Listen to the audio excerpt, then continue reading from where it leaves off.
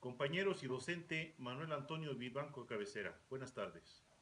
El día de hoy, con este informe final de actividades, concluyo el curso propedéutico para obtener un espacio para la licenciatura en Administración y Gestión Pública en la Universidad Abierta y a Distancia de México.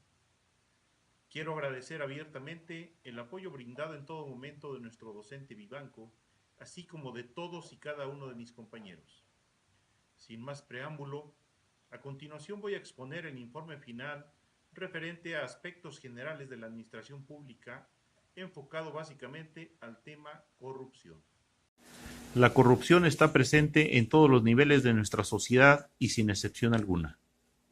Se da entre actores privados y políticos y también entre actores privados sin la intervención de funcionario alguno. Unos por gusto, algunos por ambición o por codicia, y otros por necesidad, pero todos sin excepción, en algún momento de nuestra vida estaremos expuestos a caer en esta. Les hablaré un poco sobre el objetivo general.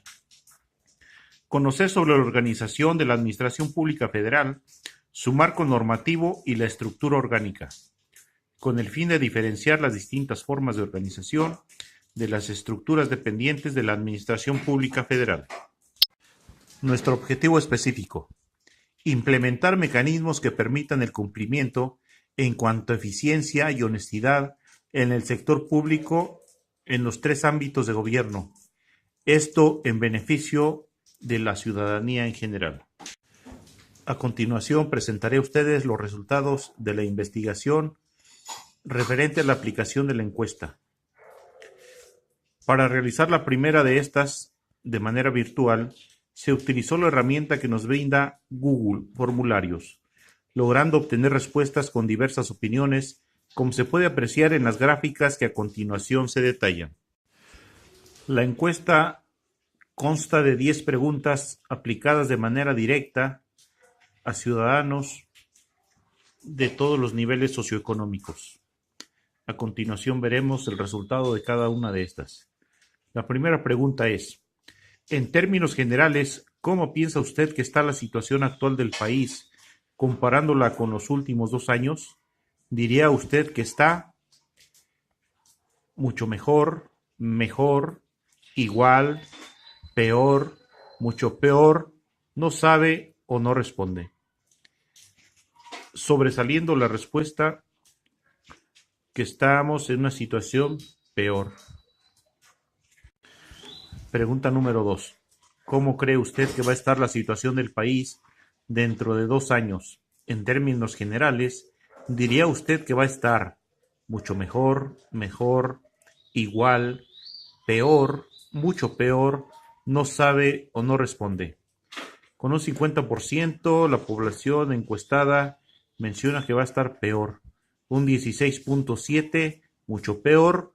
Un 16.7 dice que va a estar mucho mejor y un 16.7% mejor.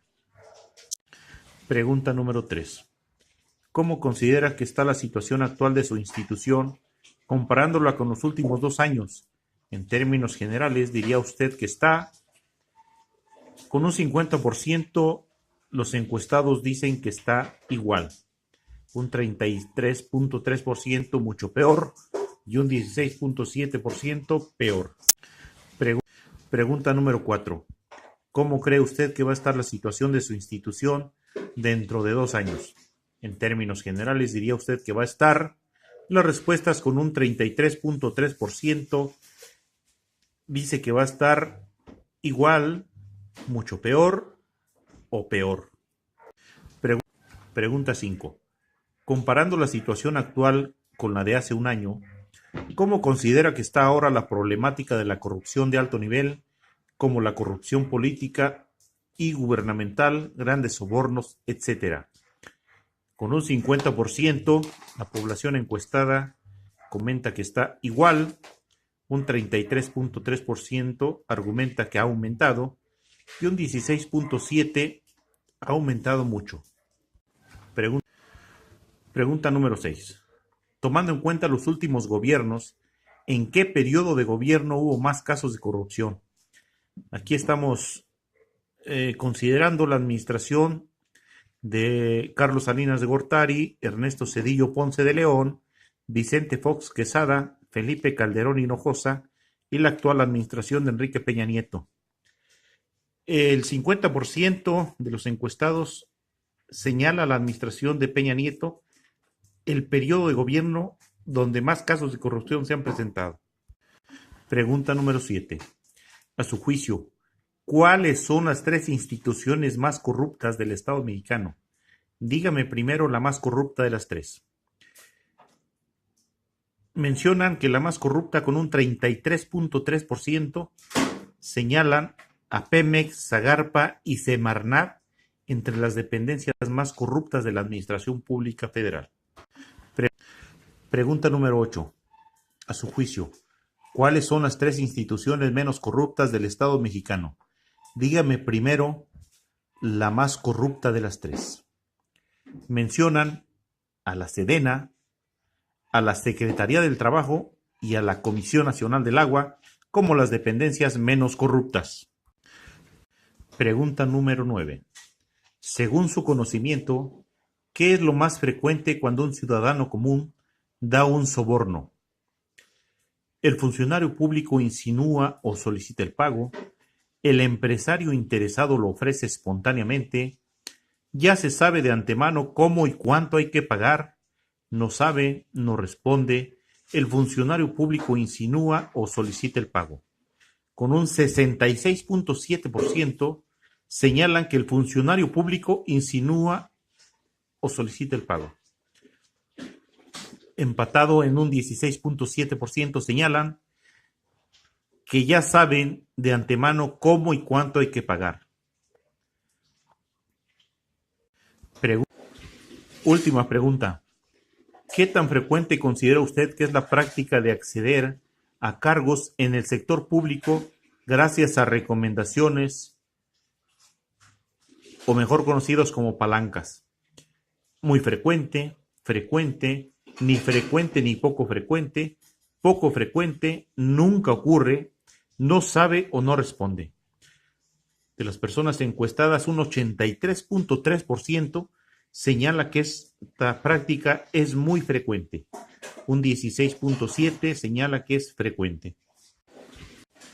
Como una segunda etapa se realizó la aplicación de una encuesta a una persona directa referente al tema central, aspectos generales de la administración pública.